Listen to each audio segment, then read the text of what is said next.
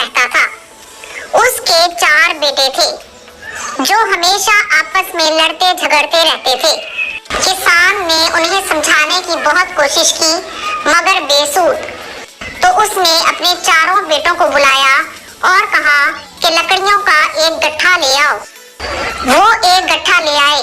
किसान ने बारी बारी हर एक से कहा कि गट्ठा तोड़ दो, मगर चारों बेटों में से कोई भी गट्ठा तोड़ ना सका। फिर उसने गट्ठा खोलने को कहा।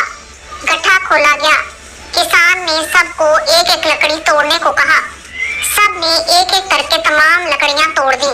पूरे किसान ने कहा, ये तुम्हारे लिए सबक है। जब तक तुम मिलकर रहोगे तो तुम मजबूत और ताकतवर रहोगे।